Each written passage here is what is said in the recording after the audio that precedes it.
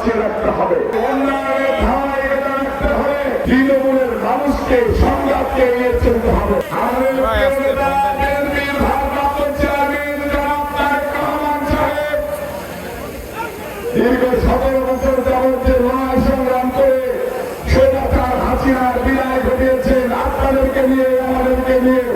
আপনারা একটা জিনিস মনে রাখবেন, জিয়া পরিবার যদি বাংলাদেশের মানুষের নেতৃত্বে থাকে, বাংলাদেশ বেঁচে থাকবে, বাংলাদেশের সামনে। জিয়া পরিবার যদি না থাকে, বাংলাদেশ অনিরাপদ।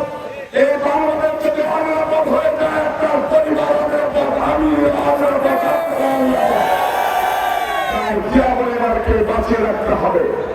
জিয়া পরিবারের যোগ্য উত্তরসূরি বিএনপির ভারপ্রাপ্ত চেয়ারম্যান জনাব তারেক রহমান সাহেব চান স্বাধীনতার পর থেকে তার বাবা যেভাবে দেশকে নিয়ে স্বপ্ন রেখেছেন, মাকে নিয়ে মা যেভাবে স্বপ্ন রেখেছেন, উনি এইভাবে দেশের উন্নয়ন করতে চান।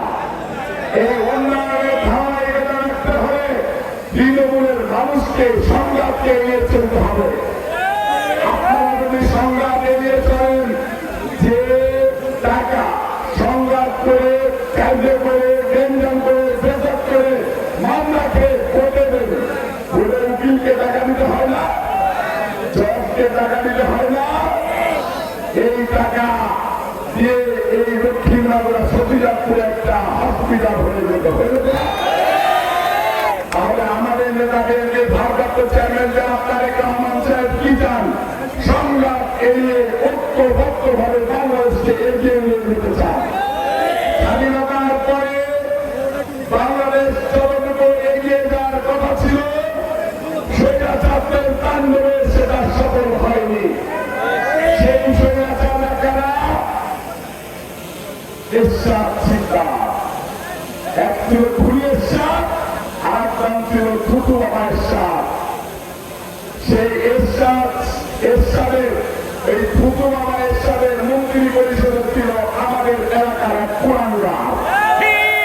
যে দুই আসনকে বিএনপি নিধন করে ফেলেছে।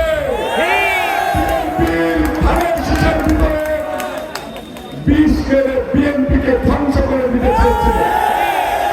গাজী খালিদুর কামাল এবং নজরুল ইসলাম নয়ন দুই ভাই হাতে হাত মিলিয়ে এই মাগুরার বিএনপিকে বাঁচা